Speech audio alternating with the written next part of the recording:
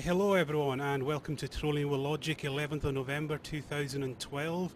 We are a bi-weekly live blog TV show focused on issues of skepticism, science, rationality, atheism and any other topics that relate to secular issues.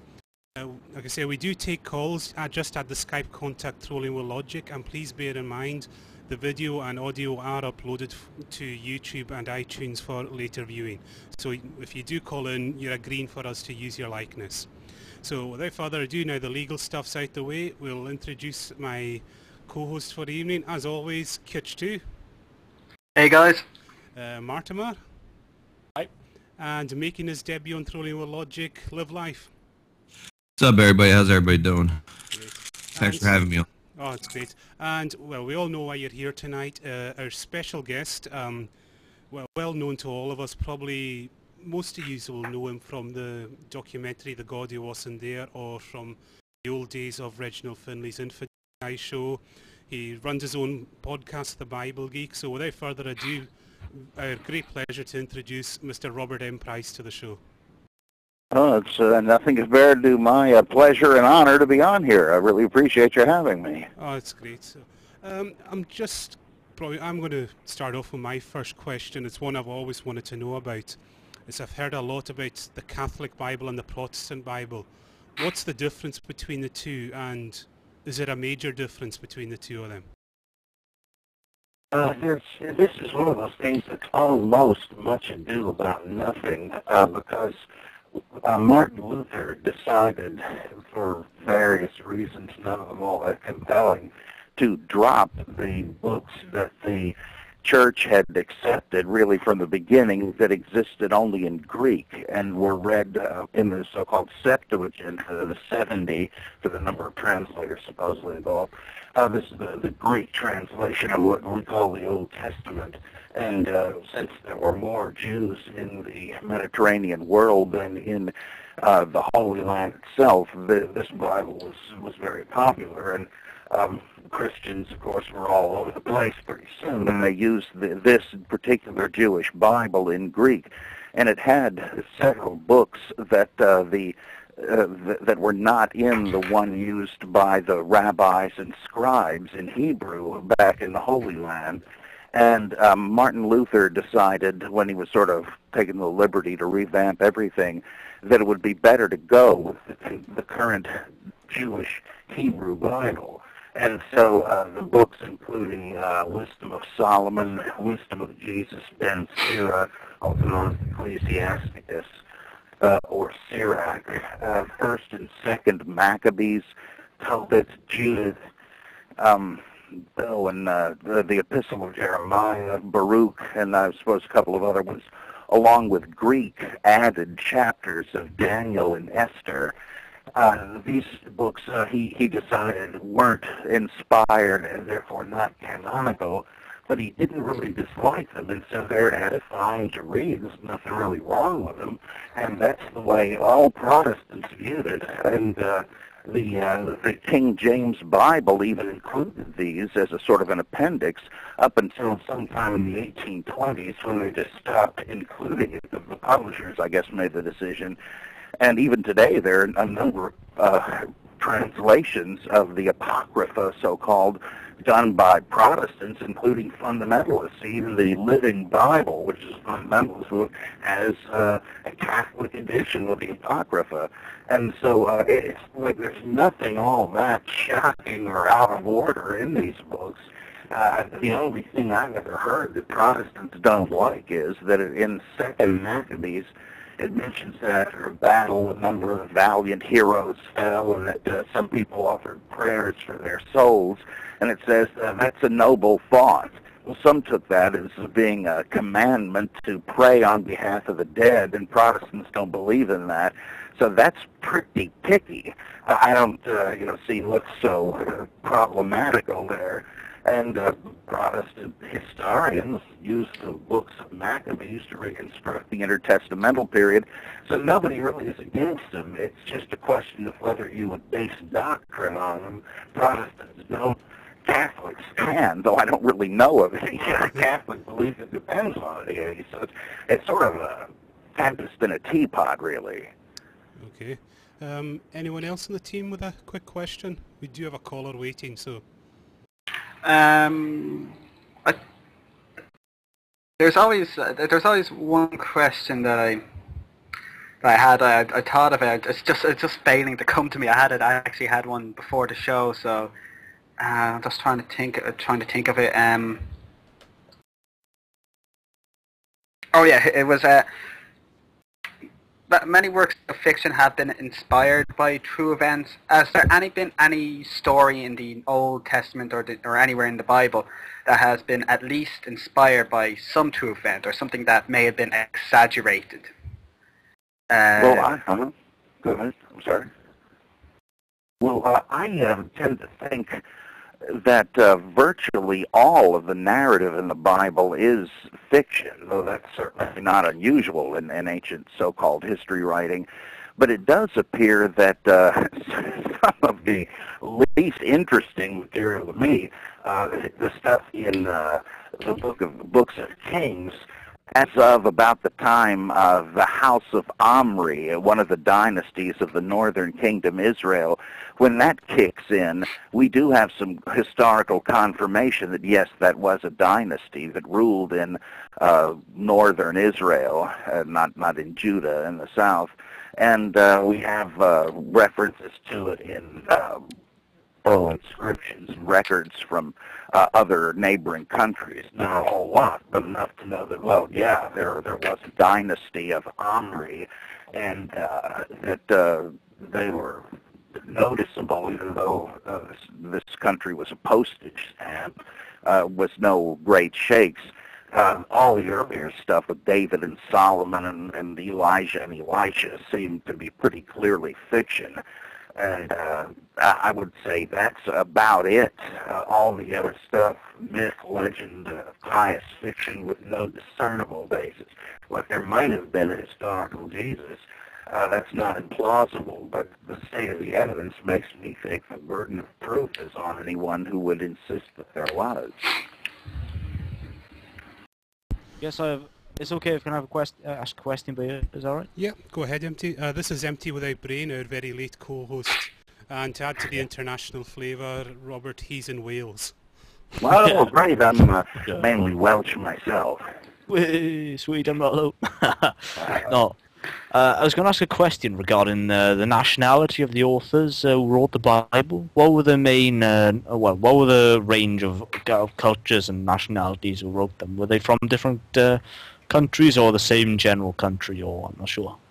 Well, there is a range, but it's a narrow one.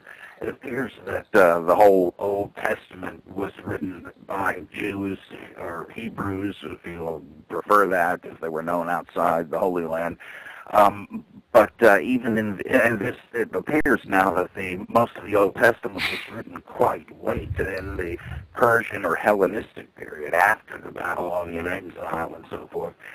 But it certainly is the work of Jews, some Palestinian native Hebrew speakers, some more Hellenized Jews elsewhere in the diaspora, the Jewish communities around the Mediterranean. However, there are a couple of items in the Old Testament that appear to come from Egyptian authors, just because the well-known Egyptian texts were listed and put in there. The book of Proverbs, toward the end, has a section in a division called Sayings of the Wise. There are like 7 sections of Proverbs, each with its own little title. And this one section seems to just have been copied from an Egyptian text called The Wisdom of Amenopus. And there's a couple of other parts of Proverbs that are one said to be by Lemuel, king of Massa. Well, that's an Arabian city-state. Then in one of the Psalms, I think it's 19, they use part of Akhenaten's hymn to the sun, so that's Egyptian. When you get to the New Testament, it's common for people to say that it was written all by Jews, with the exception of the evangelist Luke, who was a Gentile.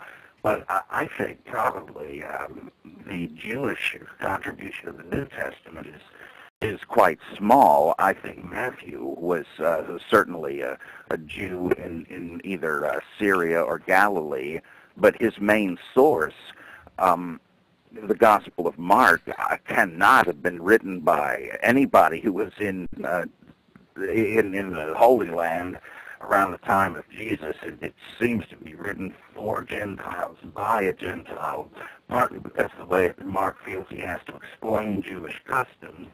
His readers won't know them, but then you see that he doesn't really know them either, so I think he's not a Jew.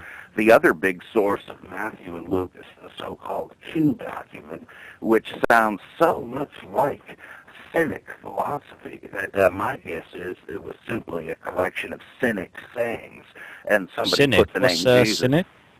It was an ancient school of philosophy, very popular. It gave rise to the Stoics, and I guess it began shortly after Socrates. And the Cynics who took it very seriously, it means dog, because Diogenes, one of the founders, said that his model for life was the wandering dog, because they rejected all social convention, government, family, business, working for a living, family relations, anything. And so Diogenes supposedly went around naked in public, and they were really a strange bunch of hippies, and they were trying to say, look, do animals live the stupid way we live? Do they bother getting married and having governments and voting, having money? What a mess. That's a prison, and you made it. The rational thing to do is to live according to nature. Doesn't Zeus feed the animals? They never go hungry. We can just live off the land, too, et cetera, et cetera. Why don't you just give up all your possessions? It sounds very much like a lot of the stuff in Matthew and Luke. And we know there was interchange between cynics and early Christians. Some people couldn't tell the difference, and I think we have cynic material right there. Could have been written by Jews influenced by the movement, but it sounds so much like Gentile cynics whose writings survive. I think the authorship.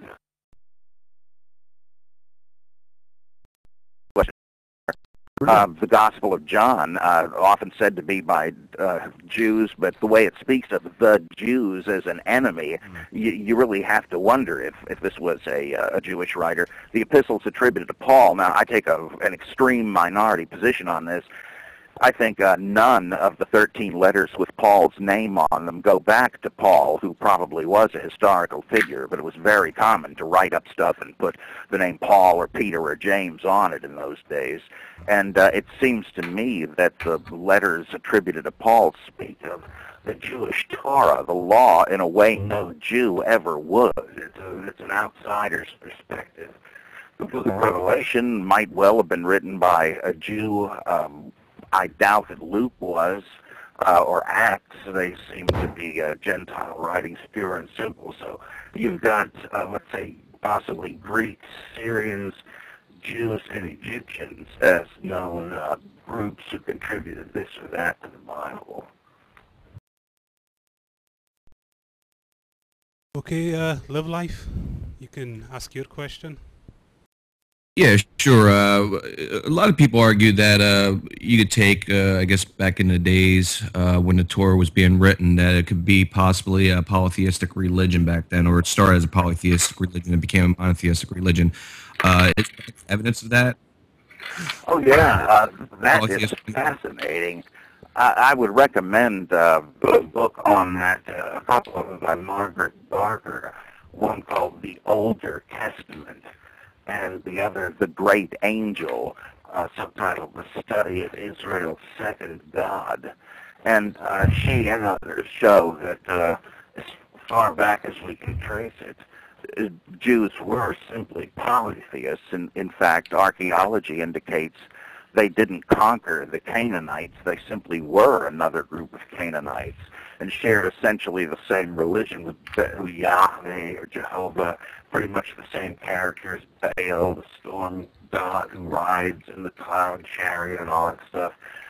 They had Mrs. Yahweh, Asherah, who was, the Bible even says, was enthroned in the Jerusalem temple for 3/4 of the time it stood. they had a dawn goddess named Shahar, who is mentioned in the Psalms and I think Ezekiel. If I take the wings of Shahar and fly to the uttermost parts of the sea, even there thou art with me, and thy hand shall find me, etc. The kings were supposed to be the sons of Shahar. They believed in the sunset god, Shalman, and there are people named for that, indicating that their parents worshipped them, like David's sons, and so on, which means Shalman is my father. Of course, Solomon, they worshipped a bunch of gods all over the hillsides and the so-called high places. And originally, they seem to have thought that there was a high god, king of gods, El Elyon, or God Most High, as it's translated, which certainly implies there are other gods beneath him. And in Deuteronomy 32, it even mentions that back when the human race started, El Elyon, the highest God, parceled out the peoples into nations so that each of his 70 sons would have one to rule. So they thought the gods of the other nations were sons of the high God, and that Jehovah was simply one of these and had chosen Israel. But later you see the myth that is very common in the monarchies of the ancient Near East, that that Yahweh or Jehovah became king by slaying the dragons, Leviathan and Nehushtan and Behemoth and so forth, and created the world from their carcass. The Babylonians did the same thing, the Canaanites and all these ancient countries. And so then they said, okay, our God, the Jewish God, has been elevated because of his victory to be the new king of the gods, much as Baal defeated the monster and took the throne beside his father, El. And so they're getting toward monotheism, that they believe that our God is the king of gods. But then in, I think it's Psalm 82, there is a myth about how the lesser gods were corrupt and guilty of misrule, and that Jehovah consigned them all to Sheol under the earth. And then finally, in the so-called second Isaiah, written during the Babylonian exile, someone pictures God as saying, I am Yahweh, there is no God beside me. And so pretty late in the day, you come up with monotheism. And that doesn't mean that everybody became one. It's just that that's when that was introduced. And it took probably some centuries. We're not even sure that in the New Testament period, most Jews were monotheists. So it's a fascinating thing, and we haven't ever noticed those passages before, maybe 100 years ago, but scholars did, because everyone assumed that Moses was a monotheist, and he taught the Jewish people monotheism. Not a chance. In fact, Moses probably originated as a sun god. There's all sorts of clues to that. Elijah, Isaac, Enoch, Samson were all originally sun gods. The stories about them contain all kinds of clear clues to that. So, yeah, they were definitely polytheistic and only gradually inched toward monotheism over several centuries. Robert, just I've got to just butt in here. Are you on a cordless phone right now? No. You're all right. It's just the quality seems to keep coming and going on your call. I was just wondering. That usually causes if it's a cordless phone, so it's causing it right now. Yeah, it's not too bad. It's understandable. Yeah. Must be demons. So we've got a caller right now. Does anyone else have a question before we take a call? I just have one more quick one, if you don't mind. You fired it. Dr. Price, how important was Constantine's role in adopting Christianity? And I think it was 1313, I believe it was. How important was that for the survival of Christianity?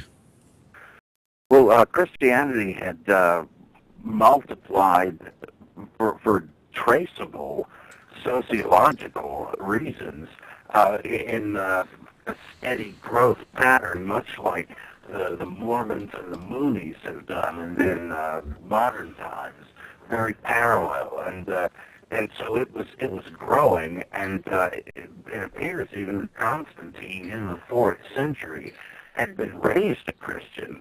There are these kind of bogus propaganda stories that he was converted to Christianity before the Battle of the Milvian Bridge, which made him the sole emperor. But it seems to be legendary, and he seems to have been raised what we would call a Catholic or Orthodox Christian. But there were several other types of Christians: Jewish Christian, Ebionites, Gnostic Christians who were esoteric, and so on. There were Anchorite Christians who taught you how to renounce sex to be saved. There were Melchizedek and Zoroastrian Christians, as we see from the Nag Hammadi text. I mean, it was a real zoo. And just as there are many, many different types of Buddhism today, well, he was on the, he promoted the Catholic or Orthodox view and called the Council of Nicaea, and to have his favorite bishop, Athanasius, present his case, and Arius, another theologian from Egypt, he presented the case that Jesus Christ had not been fully divine, though he was the Savior. And brought in bishops from all over the Roman Empire to debate this, and from what we know of it was a genuine philosophical, theological debate.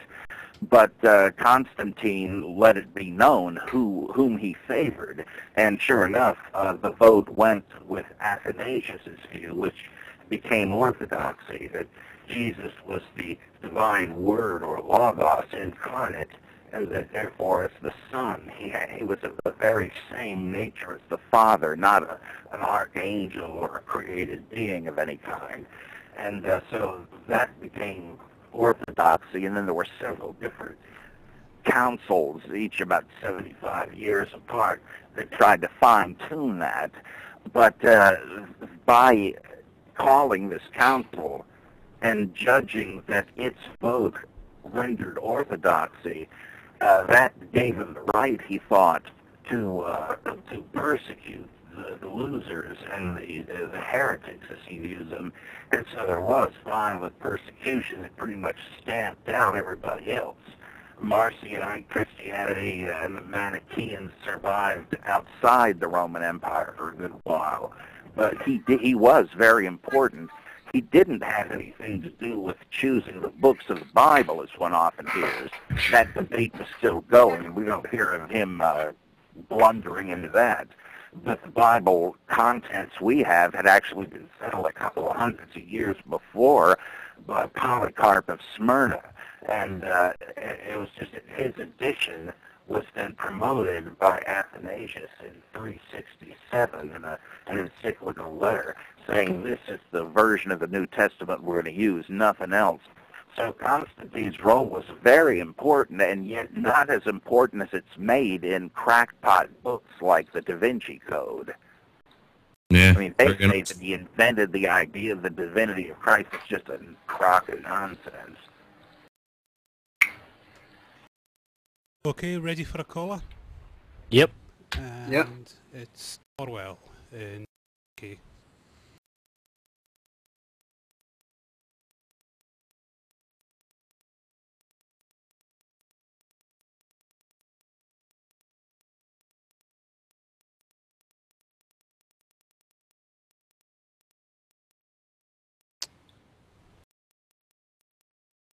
Hello?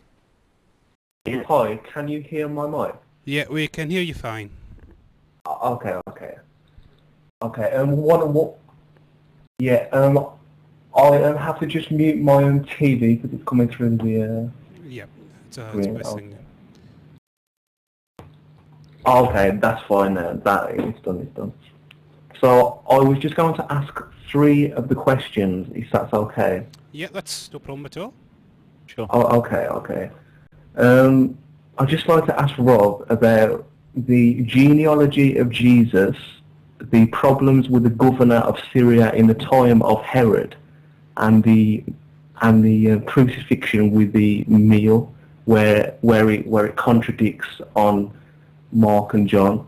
So I think I'll just start off with the Quirinius, where it says that in Matthew, that the genealogy... Well, sorry, I'm getting mixed up. In Matthew and Luke, the governors at the time conflict because it says that in Herod, in the 4 BC, that Quirinius couldn't have been the governor because he was actually the governor in 7 AD, and the governor at the time would have been the Varus, I think.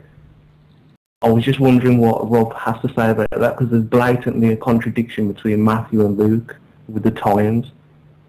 Yes, that in fact, even in Luke, if you don't even go to Matthew, there's a huge problem because I believe he has Herod involved, and it's a huge mix-up because Herod the Great was a kind of client king of Rome, but that meant that he was just sort of an ally with the thumb on him. He didn't pay taxes to Rome. He was technically a king of an independent country, and that remained so until after he died, which was what was it? I think 5 or 6 BCE, as you say.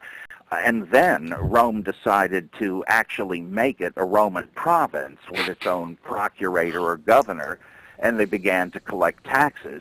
Well, Luke, or whoever in the book of Acts, mentions Judas of Galilee, who fomented rebellion at the time of the census. Yes, that's right, but there was a taxation census at that time under Quirinius, the Roman governor, and the rebellion was to say, hey, well, we've never paid taxes to Rome before. We owe tribute to God alone, and so there was a rebellion. So Luke has the census, which took place in something like 6 CE or AD, and yet the birth under Herod the Great, and that's a contradiction. But he imagines that Quirinius governed the whole of Palestine, whereas in the time he specifies, even then it wasn't the whole thing. And so it just swarms with contradictions, and people have come up with outlandish reconstructions of what might really have happened, and it's just all ad hoc hypotheses. It's obvious somebody's just trying to get out of a tight spot. And, oh boy, it just gets worse and worse. But, yeah, you are completely right. There's no way to reconcile that. In fact, there were Jews and Jewish Christians who believed Jesus had lived about 80 to 100 years earlier. And what on earth? I mean, how could you be that uncertain about it? And that's one of the things that makes me think that Jesus was originally a myth, and that people trying to bring him down into history were just taking their best guess as to when he would have lived. Herodotus did the same thing with Hercules. Now, there must have been a historical Hercules. Now, when would he have lived? Well, this myth mentions this king, and that myth mentions that one, and he couldn't square them, so he finally gave up. Well, that's what defenders of the Bible's inerrancy ought to do, just give up. Yeah, there's blatantly a contradiction because Quirinius was the governor when the Tetrarchy of Judea was made the province, and that would have been when Herod was dead, because Herod's son would have only got the land when he died. So that's right. In fact, Tertullian, late in the 2nd century, tells us who was the governor at the time Luke has, and it wasn't Quirinius. He was later. Varus. Yes, Quintilius Varus and Septimus. Yeah. I forget it now. It's one of these 2 S names. Severus something or other. Yeah. So there's just no. I'd like to ask another question about. Saturnine. Yeah, there's literally no room. Forgive me, I'm sorry, I talked over you. Can you repeat that? I would like to ask a question about the Passover meal itself, because in Mark it states that before Jesus was caught, they had the Passover meal that is in 14:12 in Mark, but in John, in 1914, it states that the sentencing from Pilate took place a day before the preparation of the Passover meal. So again, there's a big contradiction there of a day. Yes, there has been an attempt that is not completely implausible to harmonize the two, because we know there were sectarian groups like the writers of the Dead Sea Scrolls who operated on a different religious calendar, much as certain Eastern churches Christmas or Easter at least a week later than the Western churches today. Well, they had debates, and they were furious debates back then, and so there were some Jews who observed Passover later, and it's been suggested, well, maybe Jesus and his group were not that orthodox. It doesn't seem like they were, so maybe they followed a different calendar. And so it was the Passover of the Jews, as it calls it, that's the night the Last Supper happened, but but it wasn't a Passover meal, whereas in John, that it was before the regular Jewish Passover, but it was theirs. This doesn't really work out. Now, it's a mess, because in Mark and Matthew, the story does not actually describe it as a Passover meal. It's the earlier comment of the evangelist himself that says it was a Passover meal, though from what we read, it doesn't sound like one. It doesn't sound like a Passover Seder. And in Luke, he seems to see the problem, so he has Jesus actually say, I have long waited to eat this Passover with you. So Luke says, yes, definitely. Let's staple that in. This was definitely Passover. But as you say, John has Jesus condemned on the day of preparation. Well, was the meal he was eating at the Last Supper a sectarian Passover on a different day? No, it won't work, because remember when Jesus sends Judas out, what you do quickly, and he leaves. The others thought, oh, Judas must be buying something for the Passover. Well, then they hadn't had it yet.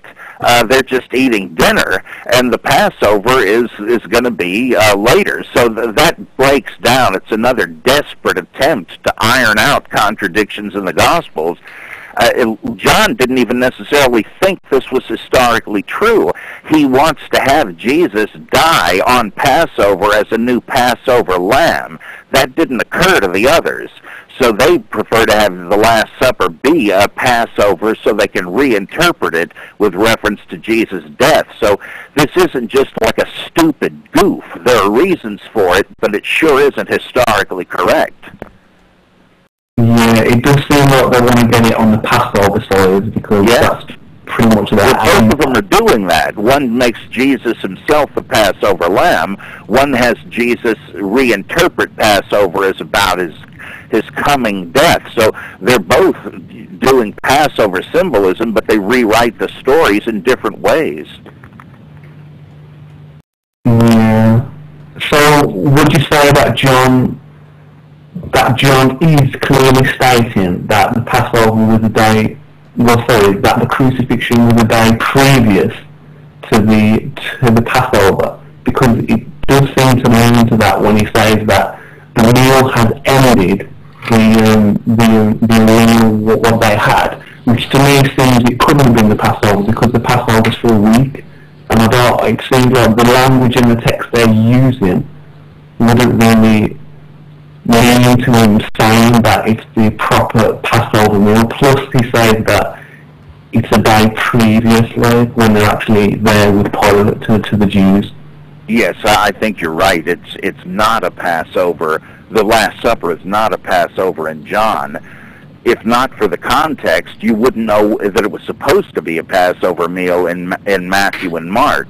And in Luke, he's the only one that definitely says, yes, Jesus says this is a Passover. So they wrote it differently with different agendas in mind. Yeah.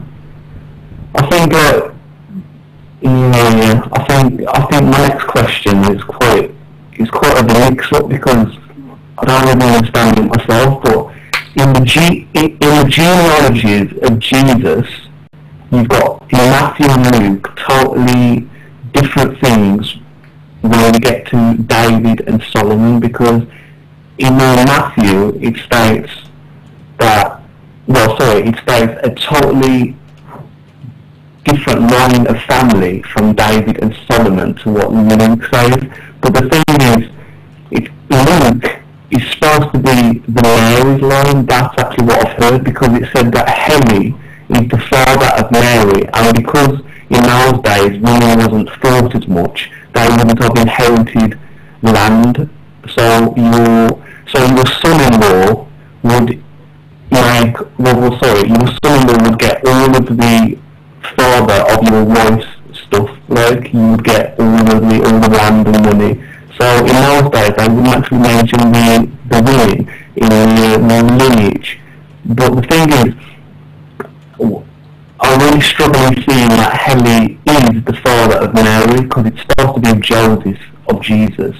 But in the Talmud, it's supposed to say that Mary has a father named the Eli. If you understand that, like there's two different contradictions in the genealogy of Matthew and Luke of the lineage of Jesus, because they're speaking about Joseph, and David is the line of that. Well, sorry, Joseph is the line of David, and the Messiah is supposed to come out of the line of David. And the way they clear this contradiction up is by saying that Matthew is actually speaking of Mary, and her father is Heli, which is also supposed to be talked about in the Talmud. Well, I've never read the Talmud, so I couldn't say, but I saw quotes from the Talmud, but I don't know if that's the same Mary they were speaking of. Yeah, that's very difficult to know, because we can tell from the data that survives that in the New Testament period, in Palestine, over half the women were named either Mary or Salome. So there's the fact that one of them has that name, you just can't guess that, oh, this must be the same one. But you're right, there's an intractable contradiction here, too. And the theory that Luke is giving us Mary's genealogy, for the reasons you mentioned, was floated, I think, 100 years or so ago by a couple of Roman Catholic apologists. Raymond Brown, a Roman Catholic New Testament scholar, did this great, massive book called The Birth of the Messiah, the infancy stories of Matthew and Luke, and he admits you cannot reconcile them. As for the idea that they might have put the husband's name on the wife's genealogy, first of all, that seems fatally silly. If you're trying to keep records, who is going to know you've done this? There's no hint that this isn't what it says, namely Joseph's genealogy. How could anyone be expected to keep this straight? Well, I happen to know the world's leading authority on ancient Judaism, Rabbi Jacob Neusner, and I asked him, is there anything to this? Was there such a custom? And he said he had never heard of such a thing, and it sounded to him like just desperate thinking to get out of a contradiction. So I think also the early church, not long after Luke's gospel was written, surely didn't take it this way, because in the Gospel of Mary, one of the New Testament apocryphal books, it says Mary's parents were Anna and Joachim. So they don't have nobody. Yeah, they weren't thinking of that. I'm sorry. Well, also, I'm sorry. No, it's okay. It's okay. I was just going to say, Orwell, is that the end of your questions? Yeah, well, I think I'd just like to ask, we'll state one more thing. One more question, because we do have someone else wanting to call in. So. Okay. What I'd like to say is that the Gospels themselves can't be taken on board as truth, because the authors didn't know the characters, and the characters didn't actually know Jesus themselves, especially Matthew and Luke, because they met him through the Revelation. So I don't see how the canonical Gospels themselves can be taken on board as truth. Yeah, I agree with you. We don't even know who wrote them. The texts themselves don't have names. I mean, if you're reading the epistles attributed to Paul, whether he actually wrote them or not, we don't know, but they certainly do claim right there in the text to be written by him, whereas the Gospels do not say, like, I, Mark, am going to tell you the story. There's no name. It was only later when I think it was Polycarp of Smyrna, but some editor decided to tag them with names so you could tell the difference, which one you're referring to. And it does seem to me that you just do not have the kind of accounts you would have if these people had known Jesus. There would be much more in the way of personal reflection. Yes, Jesus used to say to me, etc., etc. There is none of that. It does not sound like it was written by anyone who was on the scene. Yeah, it's just genealogy, isn't it? Yeah, I mean, if they kept records, you wouldn't have these foul-ups. It just seems to me they might as well give up. Now, this is not to say the Gospels don't contain a lot of truth. It's just not historical truth, and there are different kinds. Yeah, there's like there's like the archaeological truth and the real truth, which is a different thing. Yeah. Like Jesus' parables, he's obviously depicted as making up stories. He's not lying to anyone. He's just saying, now get the point of this story. You see what I mean? It may be that the stories about Jesus are parables in the same way. They're not hoaxes or anything. They're just, teaching devices. Oh, okay, then. It's good to speak and get it through the air.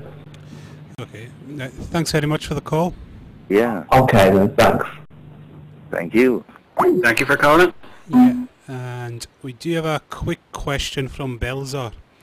Was Jesus born on the 24th or 25th of December according to Christianity? Because, well, he's in Norway. They celebrated on the 24th. Well, it was just a... Oh, I'm sorry, I'm getting an echo. I'm tripping over my own voice here. But I think the first reference to Jesus being born on the 25th is in Tertullian, late in the 2nd century. And there's no way really to calculate it, and it looks as if they just borrowed the birth date of Mithras, a previous sun god, which was on the winter solstice because he was the sun, and they believed that this was when he was reborn, when the days began to get longer.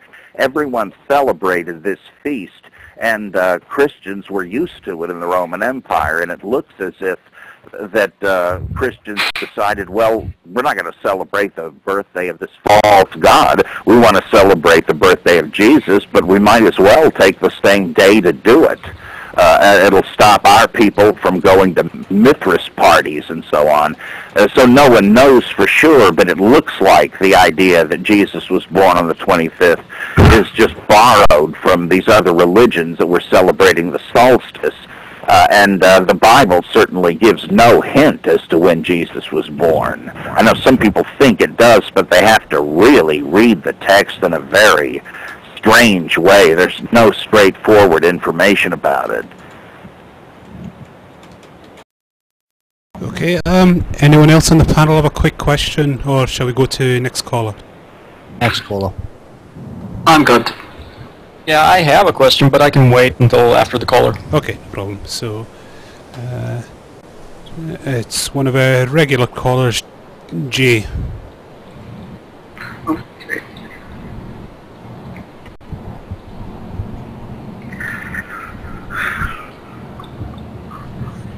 Please answer. Hello?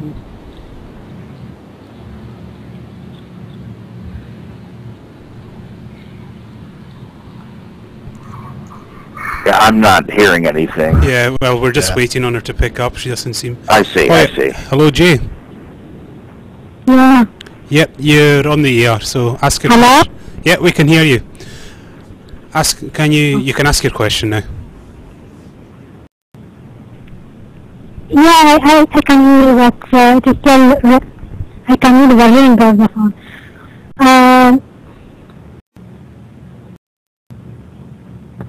Yes, now? Hello? Yes, we can hear you. We can hear you. Hello? Okay. Good evening, everyone. Good evening. Doctor, I have a quick question for you. There is a lot of Bible in what's called Holy Quran. So, do you think there is Christian people read that thing in Quran and put it that things or give advice to people read Quran to take from Bible because there is already fascinating story, so pick up some of that story and put it in what's called Quran. Do you think that? Well, there are numerous Bible references in the Quran. There are stories told and retold about Noah, Moses, Abraham, and Jesus. Jesus appears quite a lot, and in fact, the Quran has two slightly different nativity stories for Jesus, in which the angel Gabriel, or Jibril as they would say, appears to Mary and says that Allah will make your son a witness to the truth, etc., etc. And Muslims believe that Jesus was miraculously conceived of the Virgin Mary.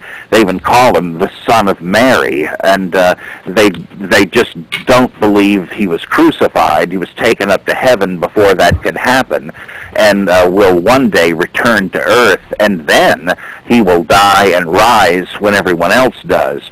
Well, this seems to come partly from the New Testament and partly from other so-called apocryphal gospels, some of which had Jesus cheat death. But the stories in the Old Testament especially sound like they have come through oral tradition.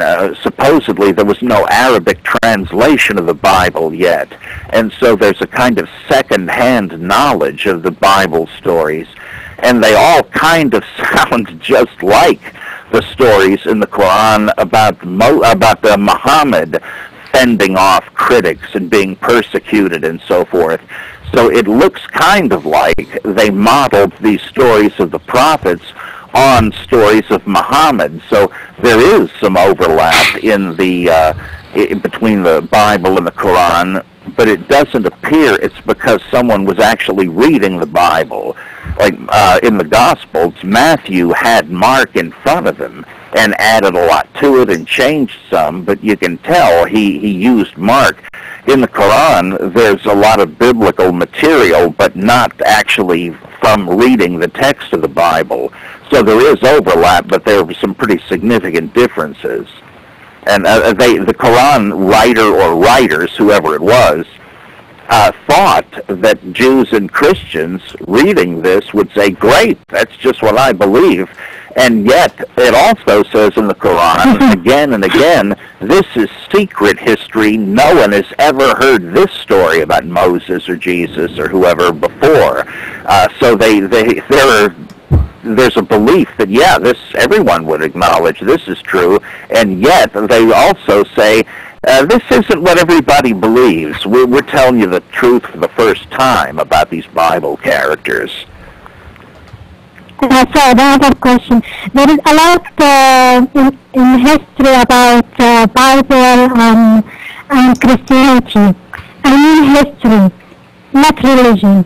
But they never find historical evidence any things about Muhammad or anything related to him personally. I mean in historical way. There is no evidence. If you hear about Islamic untold story, that documentary from BBC 4. talk about there is no real evidence if Muhammad is there or not, if he is ever there or not. What's the difference, in your opinion, between you find historical fact and evidence, and if you don't that historical fact and evidence? Actually, there is the same sort of question about whether Jesus existed, whether Moses existed, or the Book of Mormon narrative. All of them have these stories that they think are history, but archaeology just does not turn up the evidence, as you say. For instance, Mecca, according to Islamic tradition, was a burgeoning center of commerce and banking and so on, because they were the center point of the Arabic pilgrimages, which survive, of course, as the Hajj in Islam today. But we know where Mecca is, that you can dig, and it turns out that there is just no evidence that it was ever more than just a minor settlement. There was no great commerce going on there. It's just like in the Bible, there is no evidence of any palace of King David, no temple built by Solomon, and you would have to have evidence. I mean, these things leave traces, ruins, sediment, whatever, and it's just not there, which pretty much demands that these stories were fiction. It looks as if there was, like there is no evidence that there was a settled city of Nazareth in the time Jesus supposedly lived there. It was inhabited before and after several times, but pointedly not when Jesus supposedly lived there. There's no evidence in America for any Nephites or Lamanites or their wars or their settlements. And there's no evidence at all archaeologically of an exodus. And surely there would be. We have infrared technology that can trace out hundreds of years old caravan routes through the Arabian Peninsula, but there is no evidence of a massive population move from Egypt to Palestine, whether you pick the 13th or the 15th century date of the Exodus. There is no archaeological evidence that Joshua or anybody else conquered the Canaanites, and it just becomes clear what we're dealing with is legend, fable, and fiction. A lot of it is great stuff.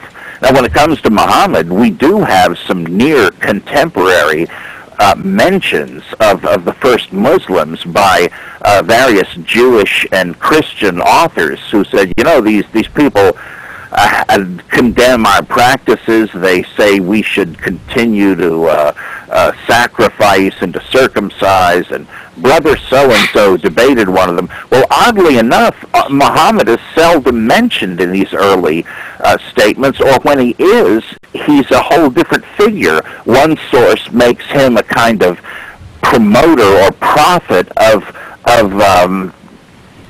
the guy we know as one of the caliphs, Umar, called Umar al-Faruq, Umar the Redeemer. And so he was apparently an Arabic messiah, and Muhammad was a proclaimer of him. Like, what happened? It looks like they've changed the story several times as Islam was evolving, just like with the other religions. There are many different conceptions of Jesus in the early documents. So you're right on the money. There is very little historical evidence about any of these religious founders or any of these major stories. Okay. My last word is Last Supper is a great painting, but it doesn't give any evidence to any mind to tell us if this or not in prophet. Thank you, guys. Thank you very much. Thank you. You're welcome. Oops, sorry. Thanks for the call. Cut it off in mid-sentence. We have another question from Belzer in Norway, and he's asking... Hello? Sorry. Yeah. Oh, you're talking to the caller. I'm sorry. Oh. Yes, hello. Can you hear me now? Yeah. Yeah, sorry, I muted myself while I was speaking. There's a question from Belzer in Norway, and he wants to ask about the story of the camel and the needle. And he said he's also heard in Jerusalem there's a gate that's supposed to be very narrow. So I'm supposing, is that how that story came about, the camel and the needle one? This is a story that we first read in the 13th century CE, AD, whatever, from the monk Theophylact in his commentary on Matthew, where he's sort of trying to get around the plain teaching of that text that, like, how easy is it for a camel to squeeze through the eye of a needle? Well, it can't be done. And yet it would be easier for that to happen than for a rich man to enter the kingdom of God. Well, you know, if you have wealthy patrons to your church or your monastery, you don't want to start quoting that. And so what Theophylact did, or whoever he got it from, was to re-explain it, saying, well, you know, there really was this tiny gate called the Needle's Eye in Jerusalem, and camels would have to pass through it. And so to do so, they would have to get down on their knees and squeeze through. Well, that just means Jesus was saying, if they're to be saved and enter the kingdom of heaven, rich men must get down on their knees and repent. They don't necessarily have to give up their money or anything. And so this became a really helpful dodge from the original notion that you have to divest yourself of riches if you're going to enter the kingdom of heaven. Oh, well, maybe you don't. And this, so this is, as far as we know, complete fabrication. We know an awful lot about the way Jerusalem was set up in ancient times, and there is nothing about this Needle's Eye gate. And in fact, it's a common metaphor. Some of the rabbis speak about the difficulty of an elephant getting through the hole in a needle. So it was a common expression, and he's just saying, this will never happen. And this thing about the Needle's Eye gate is an attempt to say, well, it's not that bad. Let's not get that radical. Okay, I think, Marty, you had a question. Yeah, I'm wondering about the whole flood story. The fact that, I don't know if it's a fact, but I've been told from several places, I don't know how reliable they are, but that this story occurs in pretty much every major religion, all kinds of civilizations all over the world. What's your take on this? Well, that is true. There are a couple of hundred flood stories in which a few people survive, and when you look at it on a geology map, virtually every one of them is from a civilization on a river or next to a sea, and the obvious inference is that there was a devastating flood in those areas with only a few surviving, and so naturally they all told such a story. And since this was their world, you couldn't travel all that far back then, that we have many stories where the world was flooded and only a few survived. In the Gilgamesh epic, it's Utnapishtim who was warned by the Sumerian gods to build an ark to survive and all that.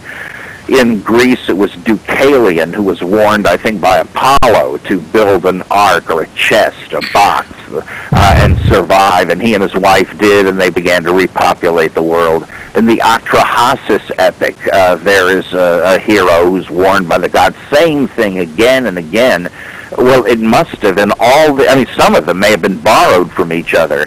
But when you're talking about all over the world, and it happens that they're all right near bodies of water, the conclusion is almost inevitable that, yes, they enshrine in a mythic way terrible, devastating floods long ago in their history.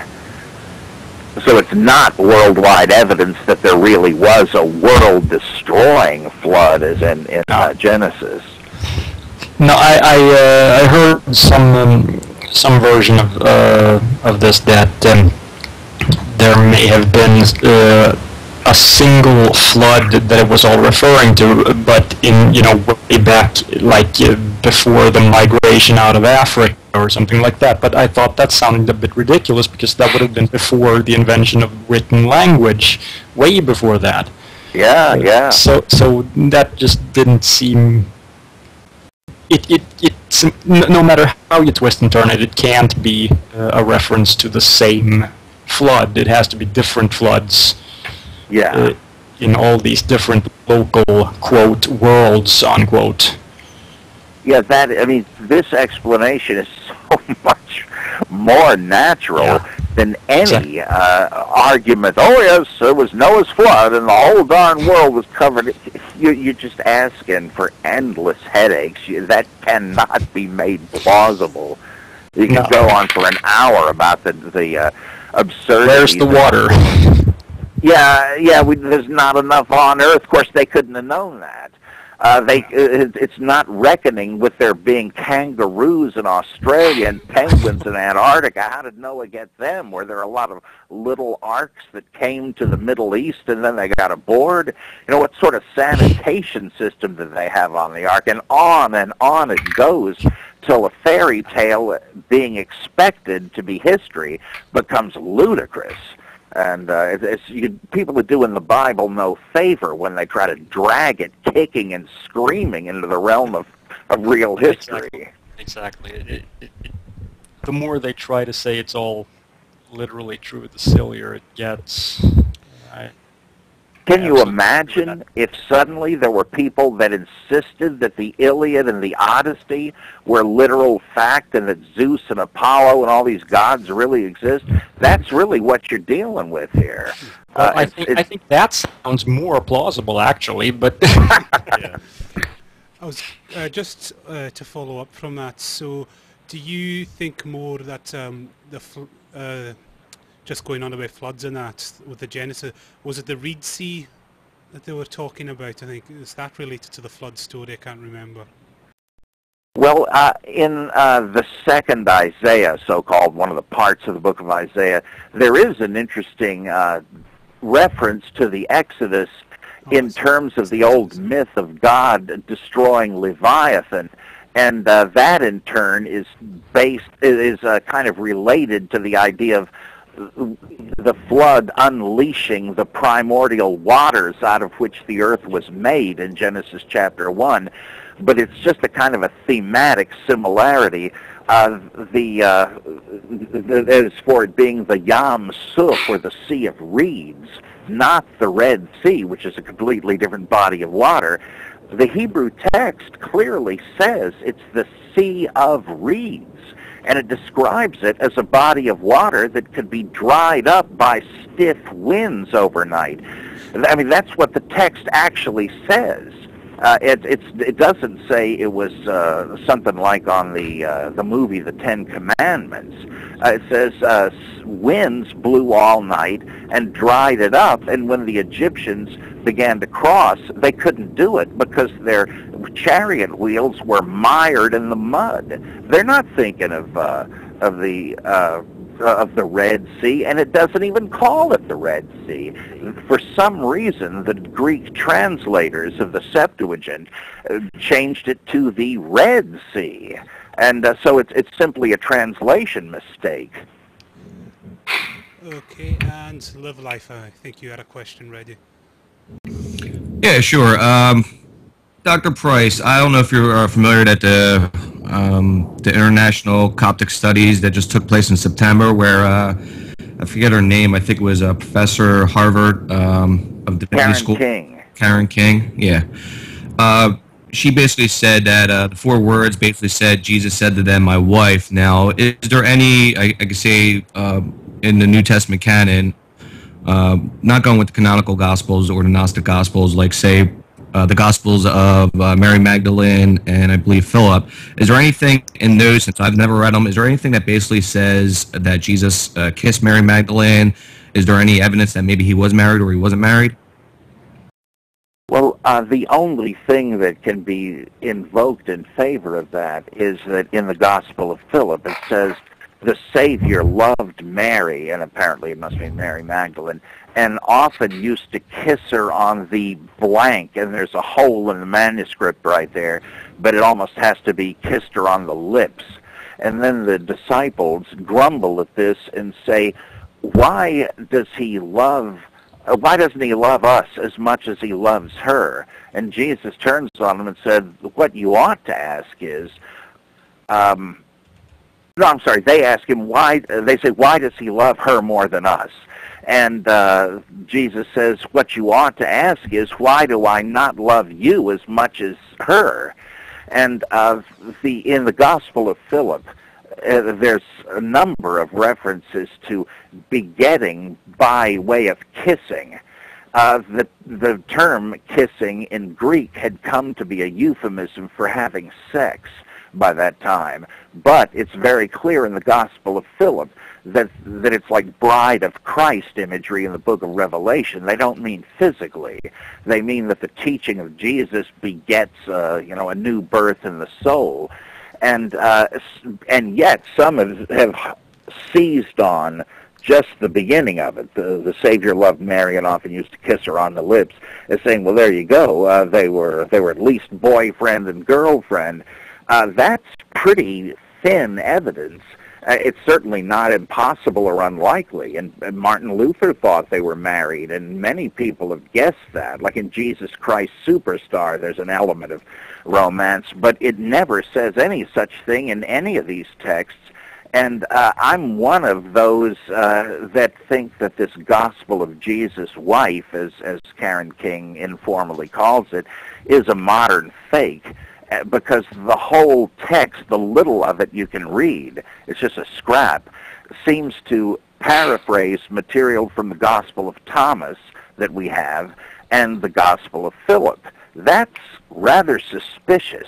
If a whole document, just a little of it, survives and it happens to parallel other passages we have, it looks like somebody's trying to give it the ring of authenticity, but they don't have any imagination to make up genuine-sounding ancient text, so they just crib it. And why is the only thing you can clearly read Jesus refers to as my wife? I think it's just a hoax by somebody who is trying to really secure the notion that they were married.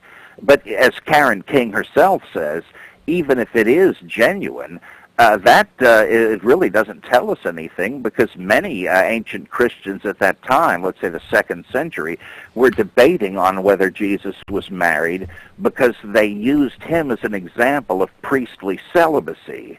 And some said, well, no, I don't think so, because he probably was married. On what basis, they never say. So I think it's really much ado about nothing. I think this is really a fake anyway. Yeah, that's what I got out of it too. Thank you. Well, would you say Jesus died a virgin? I'm sorry, say again? Would you say Jesus died a virgin? Well, if there was a historical Jesus, the way he's depicted as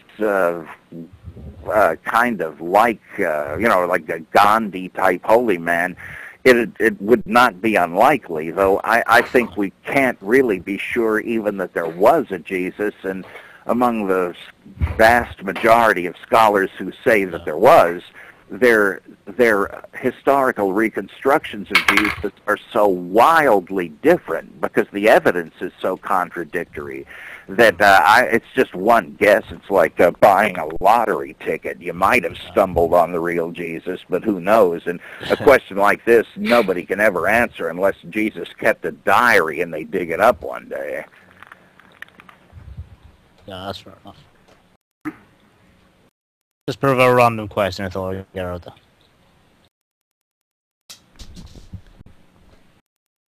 Okay, I think we've got a caller negation. Yes, how y'all doing? All right. Doctor.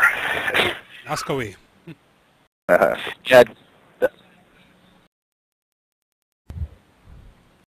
All right. Basically, one of the the best arguments I've heard from a historical standpoint, and I never get a straight answer from this from Christians, is if you look back at the archaeological evidence, hand and things that are not needed in an agricultural-based society. But when we look at Adam and Eve and all of their children and anyone in the Bible, it's clear that that society that they're referring to is based in that time period. So the discontinuity between what we find primitive, if you will, human beings versus what the Bible states as the first human beings, what are you getting as far as a response when that's brought up?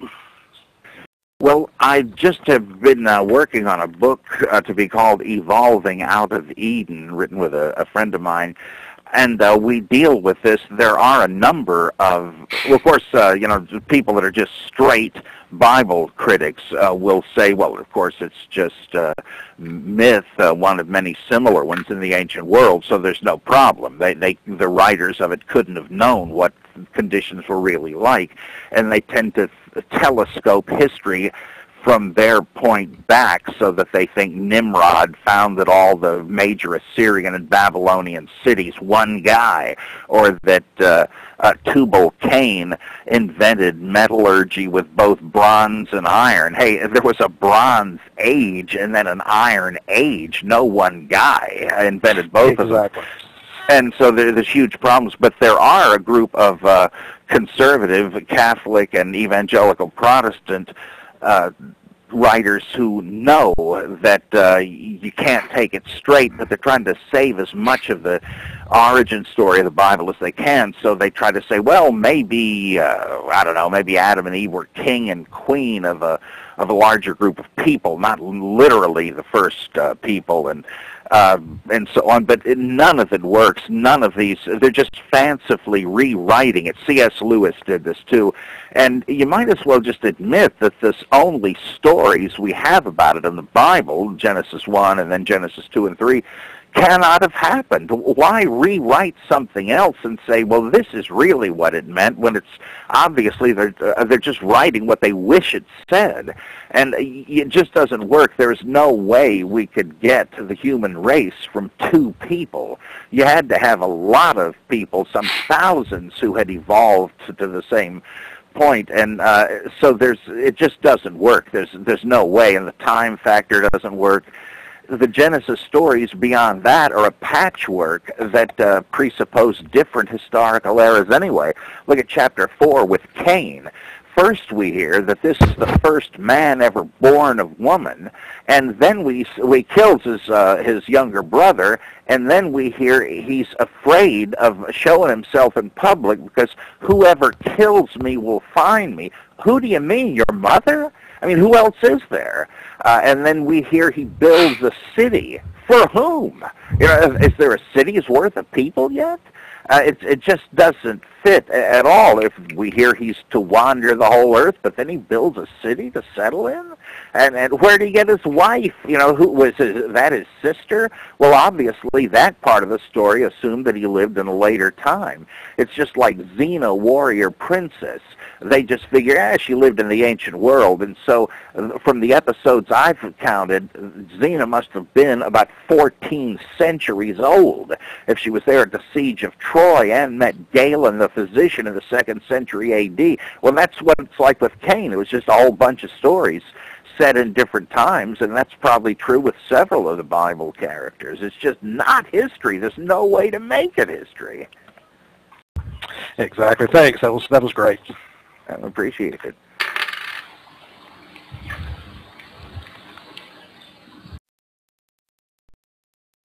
So I had one question. I listened to your debate with William Lane Craig, and we've had a few other guests on who've debated him.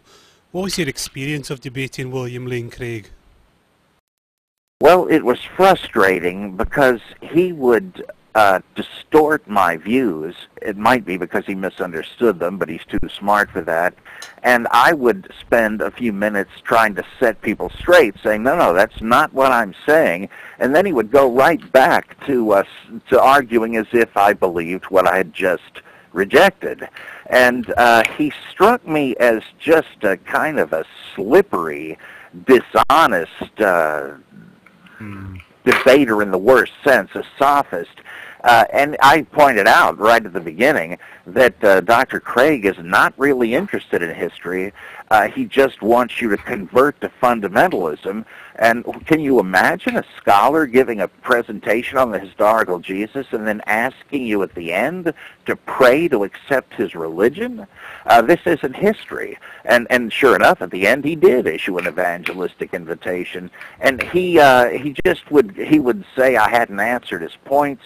When he did, he would argue in a circle. Yeah. Well, we can all take this and that true from the Gospels. And I said, oh, yeah? And he said, if Joseph of Arimathea really buried Jesus in his own tomb, and the women went to the tomb and found it empty, I mean, come on, what else could have it been but a resurrection? I said, this is like saying that there must be an Emerald City of Oz, because otherwise, where does the yellow brick road lead? And he just would... I think, stonewall, not answer the questions, and just keep hammering away with distortions. I want to say this is atypical. I've debated many apologists, defenders of the faith, Bob Siegel, Gary Habermas, Michael Green, a number of them, who don't take that approach. I don't think, there's a lot of these people that I've become friends with. I think they're terrific people. I disagree with them, but I've never thought they weren't sincere about it. But Craig strikes me as a slippery character. I'm no mind reader. I shouldn't judge him, but that was the impression I got. Slimy fuckers you can get sometimes. That's what I noticed with his debate with Richard Dawkins and a fair collection of other people. He just ignore the main points you make and just go on to some random tangent he found on the internet almost. Yeah, he doesn't answer the questions at hand. He goes by a script that he has. That's what I noticed with Sean. He kept insisting that a worldview was something of his, saying something specific when it's just made, when in hindsight it's just due to your own experience. I said that to him, but he kept insisting, worldview is something, of what you believe in, and that's it. When it's completely not. Yeah, if you say, every worldview is equally arbitrary, which is a kind of postmodernism that I don't like, well, you're pulling the rug out from under your own feet. You're saying, I have no real reason to believe, but neither do you, so let's just believe what we want. Well, why are you even debating it in that case? Oh, brother, it just sort of sounds good to the unwary. Oh, boy. Oh, another thing he and others insistently repeat is, well, you guys just don't believe the Bible because you have an already established presupposition against miracles. And I tell them, look, I do not. I don't live through history. I don't see what's going on. I have no idea what's going on in the world. I don't know if there's a God or not a God. How can I know such a thing? I do not operate with that principle. Historical criticism doesn't demand such a view. It's all based on the principle of historical analogy, which I go on to explain. But then they keep saying, oh, you just reject miracles on principle. What do I have to do? Take a lie detector test? It's just amazing. Oh, it is infuriating. Yeah, I had one follow-up question if you have time. Sure. I kind of like to turn it on its head. From going from ancient history to what you would see in the future, based on what we've seen on how, cyclic religions in general are. It seems like they come and go, over and over and over. Do you see that there will literally come a day when Christianity is phased out, as most religions have been? I suspect that's not unlikely, but it's hard for me to envision. Let me say that it's hard for me to envision what circumstances would lead to that and then the domination of another religion, except that if we in the West just lower our guard and think it is bigotry to defend our culture and traditions, and we pretty much let militant, fanatical versions of Islam do what they're trying to do, and they're explicitly committed to putting the West and the United States and Europe under Sharia law. It's possible that if the camel's nose gets under the tent, the camel will occupy the tent and we'll be outside of it, freezing our butts off. That could happen if the West doesn't wake up and fear so-called Islamophobia. That is the only way I can see it happening. But I do think that in the long run, we may wind up with a secularized world as the world gets more pluralistic. You go down the street to the convenience store, and it's run by Hindus with pictures of Hindu gods by the cash register. I remember seeing that. I get a huge kick out of that. If there are Sikhs and Muslims and Hindus and Buddhists all over the place, and people begin to intermarry, that's certainly happening, that will cause religious believers to push their religious identity into the back seat, much as they do their ethnic identity in a pluralistic country. You think of yourself as a Briton, an American, whatever, first, and oh yeah, I'm happy to have come from this and that country, but I'm an American. You're gonna see the same thing eventually with, oh yes, I come from the Buddhist or the Jewish heritage or whatever, but it's almost not that important. It's not at the forefront. It can't be, or you will have trouble in your marriage to someone who came from a different background. The more that happens, the more vestigial religious allegiances will be, and it will eventually not really matter if you say you believe it or not. Also, religion becomes increasingly privatized in modern societies. It's sort of a pocket belief, almost like whether you believe in space aliens or not. It's just a private opinion. You don't really live your life by it. Also, the more these countries, like in the Middle East, become modernized, the less they're going to stick to a literal Islam. And that is why we have trouble with jihadists today. It's what Anthony Wallace called a revitalization movement. They see the populace slipping away because they like Western culture and they learn about reason and Western science and stop believing in Islam. That freaks these people out, so they make a last-ditch effort to preserve the old way of life, and such an effort is always doomed before it starts. The horse has already escaped the barn and it's not coming back. But revitalization movements can cause a lot of damage, and this one is doing that. But I think it's like the beast in Revelation, or like Satan. He's thrown out of heaven to the earth, and he's full of rage because he knows his time is short. So I think that's what we're dealing with militant Islam, and eventually it's just not going to work.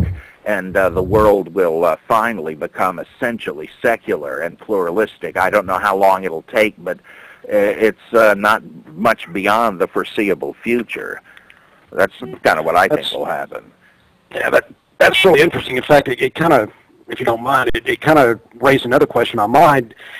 When you were saying that if potentially Islam, especially the radical Islam, were to get their nose under the tent and push us out, like what happened with Al-Ghazawi back in the day when, Baghdad used to be the cultural center of the world, and after he took over and banned mathematics, banned science, how much that has backslid for literally the last 2 millennia.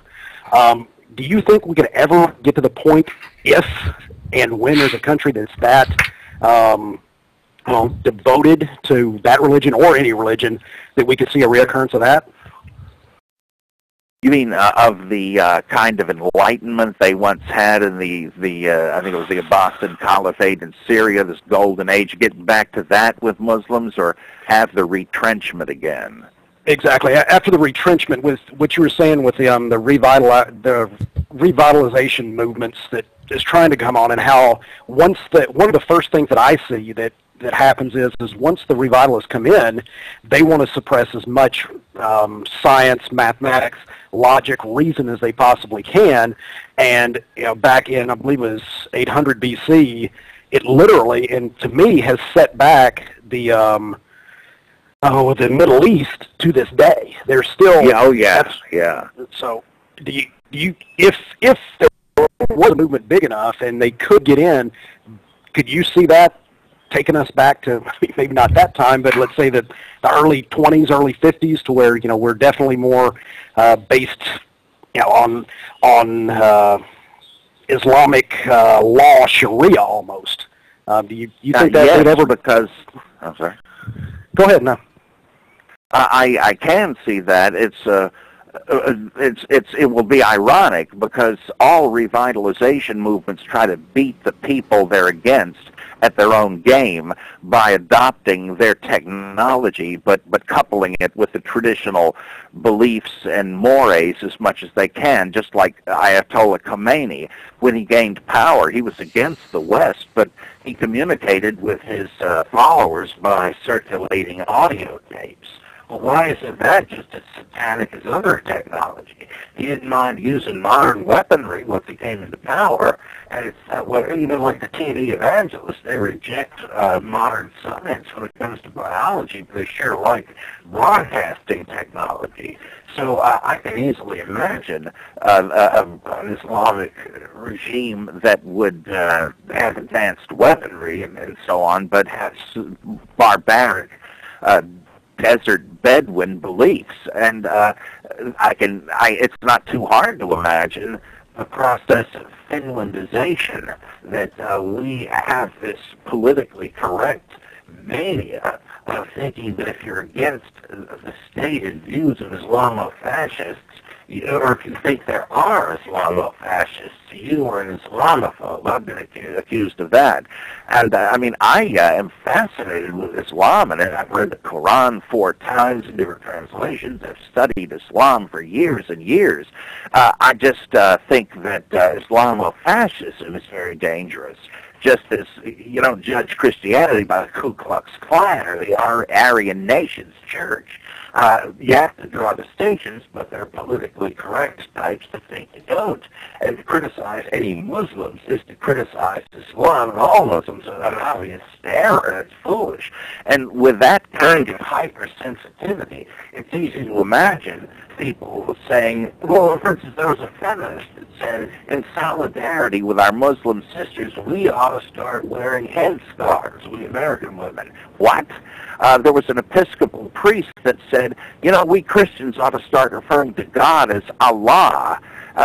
What are you saying? It shows that there is this better rather than dead kind of idea that we should be nice and accommodate the people that want to take us over. Well, it seems inconceivable they could take over by conventional means, but if you have such a failure of nerve, you're welcoming them in. It's not impossible that we could get this idea. They ban Halloween in schools because some kids can't afford it. Or Jehovah's Witnesses kids can't celebrate it. And so nobody gets to. Well, you can easily see that insanity allowing Islamists to gain a foothold, and we would in effect be living by Sharia law. That's going some, but it's not impossible to imagine. However, at the depth of that point, you would have huge violence. There are loads of Americans who are not as stupid as their rulers. And there would be tragic violence to remove it. So even though the battle is ultimately lost, the revitalization movement ultimately cannot attain its goals because it's too late. You can have an awful lot of trouble in the meantime, and I'm afraid we will. Yeah, great point, and I think that's at least on my part one of the main reasons that I try and do what I do, because I am worried about the backslide, so to speak. So. Thanks. And what we need, where's Charles Martel when we need him? Because oh boy, we have such misguided people. What the hell? I used to say to my daughters when they were little girls, Victoria, Veronica, if you come to get the idea that the world is run by adults who are idiots and have no idea what they're doing, you're exactly right. That's the way it is. And I think the years have indicated what I said pretty well. They're our last hope. Okay, are you finished, Negation? Is that your last question? Yeah, that's all I had. Thanks, guys. All right, cool. We've got another chat room question, and it's from Orwell again. Does Jesus actually support the first 5 books of the Old Testament? I think he's referring to the old laws. Yeah, this is interesting. It's another one of those cases where it's really up for grabs what Jesus may have thought if there was a historical Jesus, because we have him in the Gospel of John taking a virtually Marcionite view. These are the people who believe that the Old Testament was okay for Jews, but it was not to be a Christian scripture, because Jesus' father, who he revealed, was not a Hebrew God. So they said, no Old Testament for us, we'll just start a new one. Well, Jesus is depicted in John as referring to his father as the one whom you Jews call your God, and he speaks of your law. And you get the impression here that there is no great love for the Old Testament scripture. He quotes it in a kind of circumstantial ad hominem way. He says, look, if he called them gods to whom the word of God came and the scripture can't be broken, well, then you would have to infer this. It's not like he thinks it's infallible, but he's trapped them in a contradiction. Now, in Matthew, you have the opposite end of the spectrum, where he says right at the outset of the Sermon on the Mount, he says, don't think that I've come to abrogate the law of the prophets. Oh, no, I've come to fulfill them. It'd be easier for heaven and earth to pass away than for a lousy punctuation mark in the Torah to pass away. So if anybody keeps the least of these commandments, he'll be called the greatest in the kingdom of God. But anybody that relaxes the commandments and teaches others to do so, well, he'll get in by the skin of his teeth, if at all. What is going on there? He's obviously being made like a ventriloquist dummy to reply to people like Paul, who say that Christ came to dispense with the Torah. I say, I know, if somebody says that, don't believe it. And so Jesus in Matthew says, you must keep every last commandment. But if you look at Matthew, and especially Mark, you get the idea that though Jesus didn't overthrow the law, he had much more lenient interpretations at several points than the scribes did. Granted, we got to keep the Sabbath, but are you sure the poor gleaning grain on the Sabbath would be a transgression? Are you sure healing the sick would be a transgression of the Sabbath? So that's a kind of reinterpretation, as many Jews did at the time. So what was he, like a stalwart for literal observance of the Torah, or someone who said, yes, we ought to observe it, but reinterpret it, or somebody who said, oh, it's not even the law of the God I represent? You've got Jesus used as a ventriloquist dummy by different factions of the early church, so who knows what he may have thought. Was a sort of question that leans into that. I think we heard last year kind of William Lane Craig's kind of apologetics for the genocide, so I was just wanting to know your opinion on that. Oh my God. This guy said, you know, the real victim here is those Israelite soldiers who said, gee, I hate to kill this baby, but God says I got to do it. It's like, don't you see what you're saying, Craig? Why? You're saying that these people who committed genocidal butchery were more moral than the God who commanded it, and you're okay with his orders. Like, how could they possibly have deserved it? And it's of course, it's a moot point in one sense, since none of that ever happened. There is simply no archaeological evidence for Israelite conquest. Is this, I like to say, it's as if you had the old war veterans gathering in the bar and saying, here's what we should have done to those damn Canaanites. And none of it ever happened, but still, Craig thinks it did, and he's defending these genocidal maniacs, and presumably that's just what some fanatical Islamofascist would say today. Yeah, it's a shame to blow up that school bus, but Allah said we have to do it. Do you really want to make Christianity look like the Nazis and the Ku Klux Klan?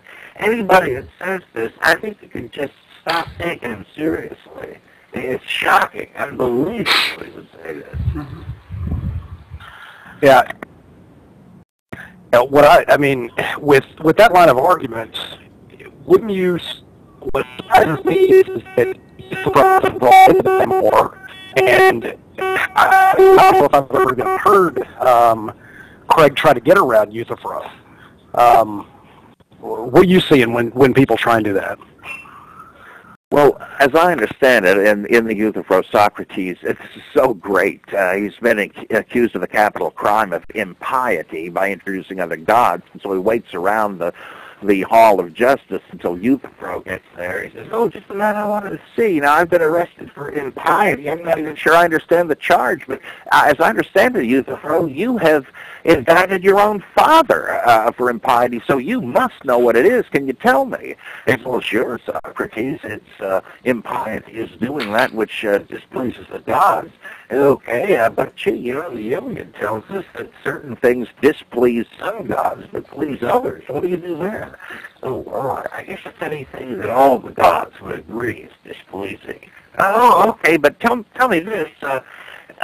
Do they disapprove of certain things because they know they are evil, or do we just call them evil because the gods happen not to like them? And Euthyphro's response is, "Gee, look at the time, I got to run." And so, what is the ultimate?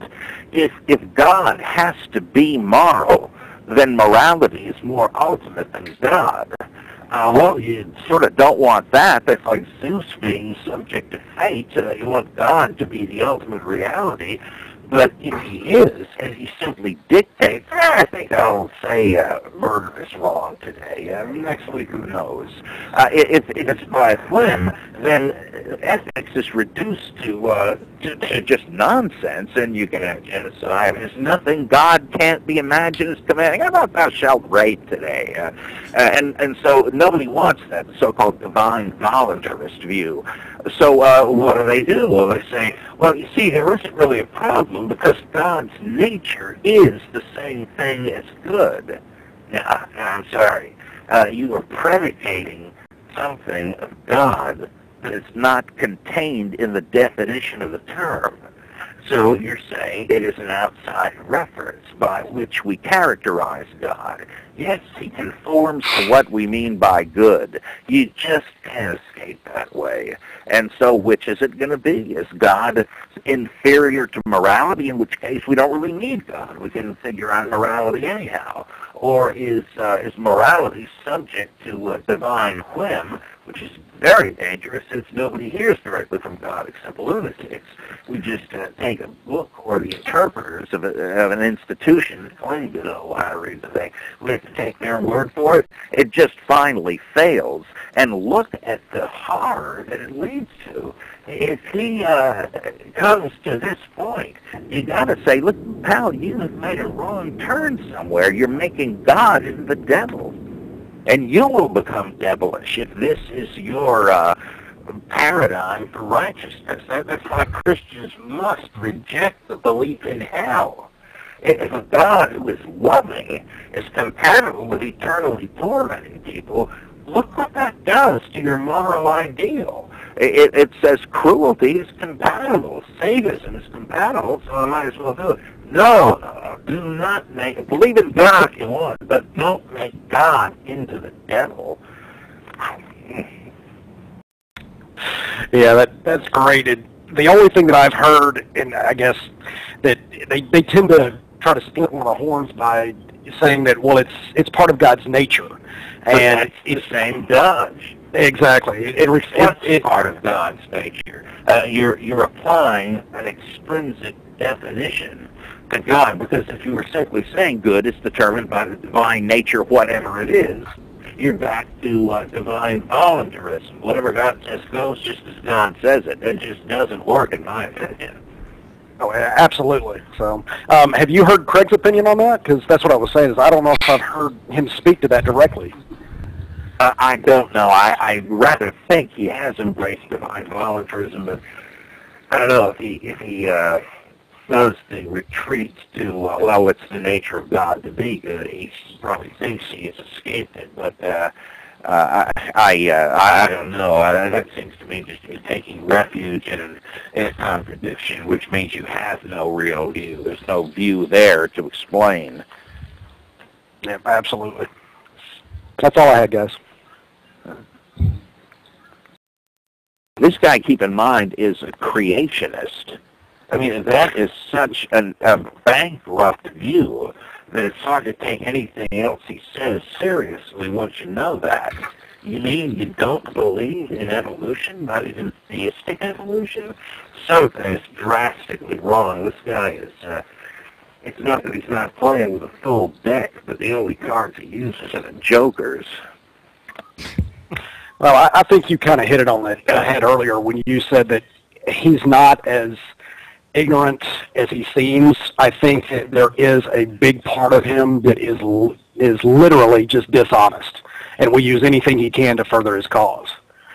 It appears to me to be like a political spin doctor, and then nothing more than that. Or like an oily defense attorney, someone who would defend O.J. Simpson or someone. That's what people hated about the sophists in Socrates' day. These guys will pay you to argue any side of the case and win. Well, that's what he's doing. He's the hired gun for whatever it is, Campus Crusade or whatever that fundamentalist school is. He's just a pitchman. There's not a chance in the world that he's even open to moving on anything. And when Michael Icona, who's up-and-coming apologist, he wrote some vast, huge book on the resurrection recently. He said, you know, this thing about the dead returning to life in Matthew at the time of the crucifixion and then going into the city and showing themselves to people, then maybe that's not literally true. Maybe that's a kind of theological parable. Jesus brings new life. Well, he got called on the carpet by Norman Geisler, one of the elder statesmen of the evangelical movement, and he immediately came back with his tail between his legs and said, "Oh, no, I shouldn't have said that. I'll change it in future editions of the book." Now, that's not very consistent view. The poor bastard. It's so tragic. He's made to recant if he wants to keep any place in the evangelical subculture. I doubt that he even can anymore. But can you imagine that compatible with any sort of academic freedom? And this poor guy made one little step toward a reasonable view of the New Testament, and he's canned for it. You want to get converted and move into that kind of a subculture? Not me. Yep, absolutely. And guys, I think I'm way gone over y'all's time, and I really appreciate everything you've let me. So I think I'm going to go ahead and bow out and let somebody else get in here. So thanks again. No problem. Thanks for the call.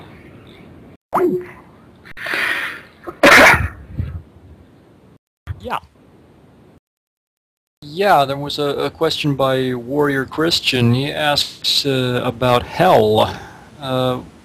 I assume what he means is what does the Bible actually say?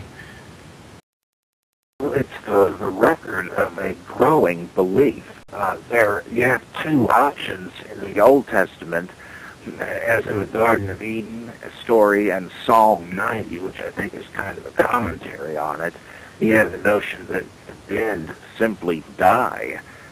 Job also, though different parts of it contradict, like when he asks the rhetorical question, if one dies, can he live again? Obviously not, is the implication. So there's just death. You came from dust, you will return to dust. But side by side with it, there is a common Mediterranean Near Eastern view of Sheol, as it's called, the pit or the covered place, where the Greeks, the Babylonians, the Sumerians, and the Hebrews believed that there was a netherworld of shadow and dust. The Gilgamesh epic speaks of it as a great walled city, and once you go in, you can never exit. And people drift about in a kind of confused state, and it's not active torment, it's no fun, a kind of a parking garage for souls.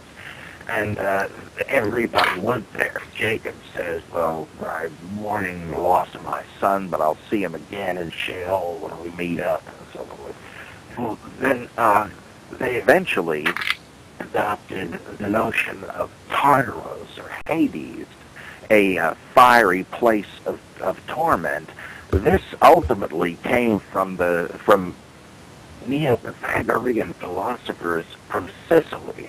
Sicily has this landscape where there are volcanoes, fumaroles, boiling jets of water coming up out of the earth, and it seems pretty clear that they brought this idea that these are hell mouths, and there must be a fiery pit of torment underneath there.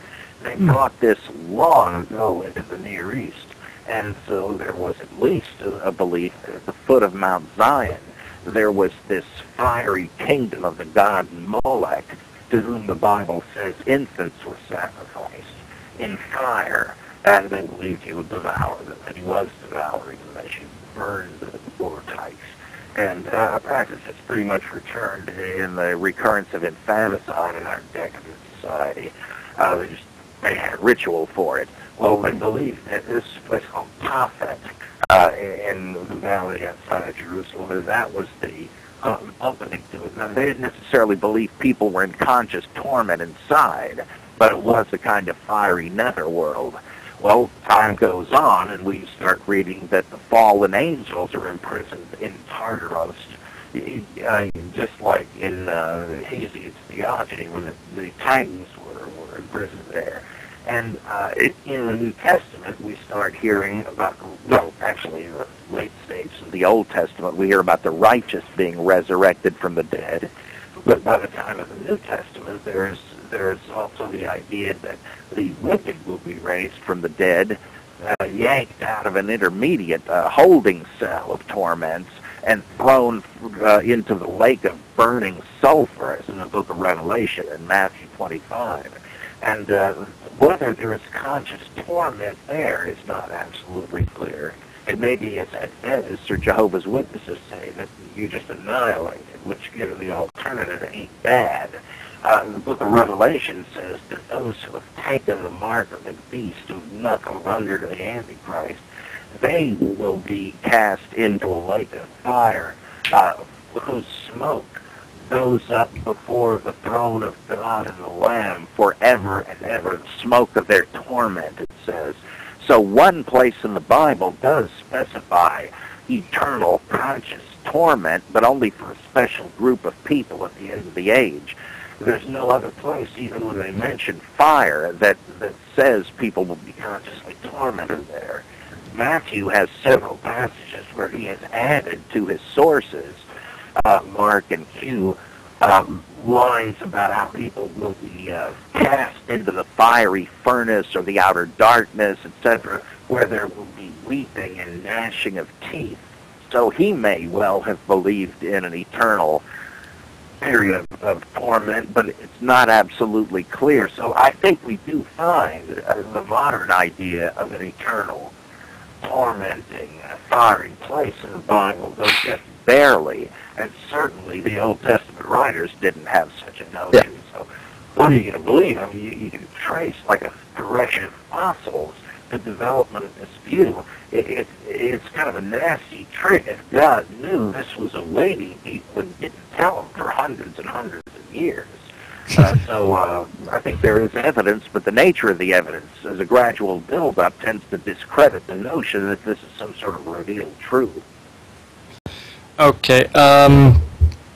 To follow up on that, this idea that non-believers go to hell, then that's not actually in the Bible, then. Well, the hell part is not necessarily in there because it's impossible to say what the writers who do teach exclusivity think the alternative is. For instance, in the Gospel of John, the famous passage of John 14:6, I am the way and the truth and the life. No one comes to the Father except through me. Well, that certainly seems to indicate you got to be. Let's say this: no one can be saved without the atonement of Christ. But of course you could argue, well, everyone is saved because Christ died for the human race and it worked. He didn't just make it possible for you to be saved, he saved you. And some have thought that. But it's not unreasonable to say what he means is you must believe I am the way, the truth, and the life. But he doesn't say it. You get closer. I'm sorry? Yeah, I think you misunderstood my question then. Okay. What I mean is, you mentioned that there was mention of eternal torment, but only for specific groups of people. That's right, yeah. So the idea that, okay, if you believe you're saved, okay, great. And if you're one of those, the wicked, then you're going to be tortured forever. Okay, what if you're not wicked, but you just didn't believe? Are you in that group that gets to be tortured forever anyway, or is this just not addressed? I think it is, once again, barely addressed, though it's there. You just don't find it all over the place. When Peter's preaching in the early chapters of Acts, he says, for there's one name under heaven given among men whereby we must be saved, the name of Jesus.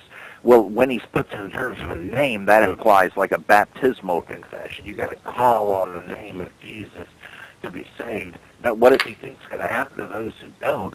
It could be that they're just going to stay dead. It could be that they're going to rise from the dead and face the music. But what will happen then, he doesn't say. In 1 Corinthians 15, it speaks of the Christians rising from the dead, but it implies everybody else, whether they're positively wicked or just belong to another faith, just staying dead. No real punishment. And isn't even that narrow that you're saying? It really matters the religious tag you have. I mean, you got to have faith in Christ, but if you're not righteous, you're not in. But even if you are righteous but don't have faith in Christ, I'm sorry. And of course, people will turn that around and say, well, non-Christians aren't really righteous. They may do a good imitation of it, but that's even more vicious to just say, well, you must be hiding something. But the notion that, like what they asked Paul Little at Wheaton College, is Mahatma Gandhi saved? Because he, had a lot of respect for Jesus, but he was Hindu, and Little said, well, yes, if he accepted Christ as his personal Savior before he died, well, in other words, you think he's in hell. And that's just spin again. But it's hard to say whether they believed you would be damned just for not being a Christian, because you can be a Christian and still be damned in the New Testament. So it's there. Like 1 John is a classic sectarian document. Those outside, they're filled with hate. They're no good. But here in the Church of Christ, we love one another and we're okay. You just automatically equate non-believers with sinners. It's just classic sectarian. What do you call it? Galvanizing. Bifurcation. Oh, no, it's us and everybody else. You do see that. It seems to assume you got to be Christian, and yet there are these hints that Jews are shut out of the gospel now. The Gentiles are crack at it, and one day we'll all be together again. Or they assume the Old Testament patriarchs are in heaven. They certainly knew nothing about the cross. So there are these strange hints that maybe it's not that open and shut. But that's all you're dealing with, fragments and hints. It's a lawful, slim basis to erect a huge dogma on. Okay, I think we're running out of time here. There's some...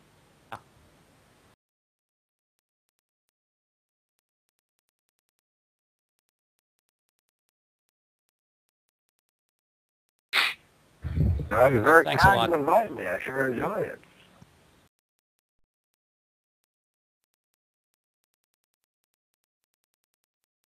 Well, I have a new paperback that's, I guess it's available on my website, robertmprice.mindvendor.com. Mindvendor is spelled MINDVENDOR. robertmprice.mindvendor.com. And it's a rejoinder to the screw tape letters of C.S. Lewis. It's called the Needle Toe Letters, and I think some folks might enjoy that. I have a new book on Paul coming out in January from Signature Books, and it'll be on Amazon. In fact, I think you can pre-order now, called The Amazing Colossal Apostle. And shortly, I'm not sure from whom, there will be this book, Evolving Out of Eden, Christian Responses to Evolution. So those are some of the new things.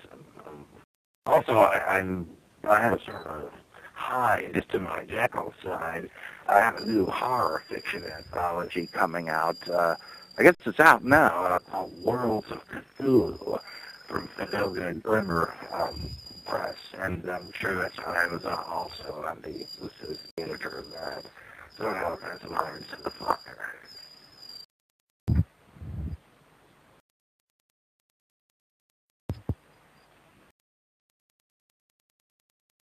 I do that about 3 or 4 times a week, and they post it on there. I'm not quite sure. I guess if you just Google Bible, Geek can connect you with it.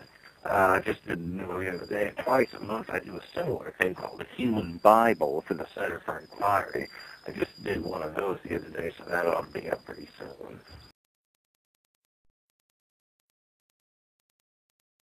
No problem. Thanks for having me on. My pleasure, as always.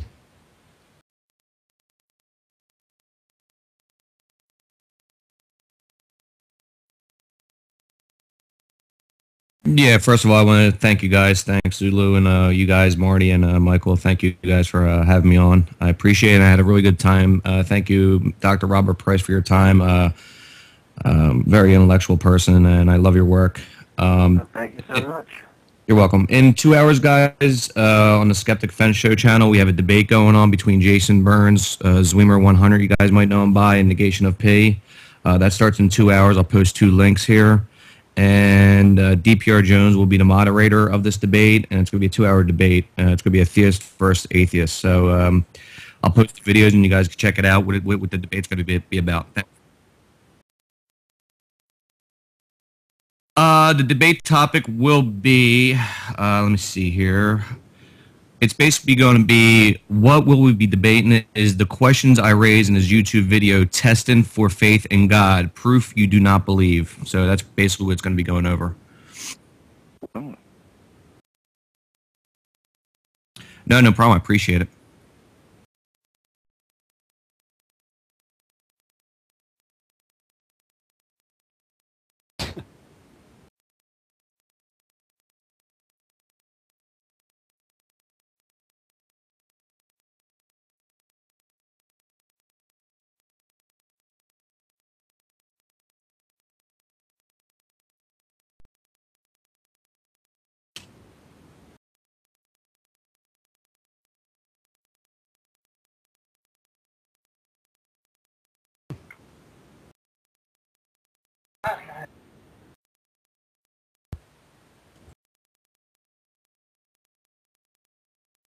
Oh, my pleasure. Thanks a lot.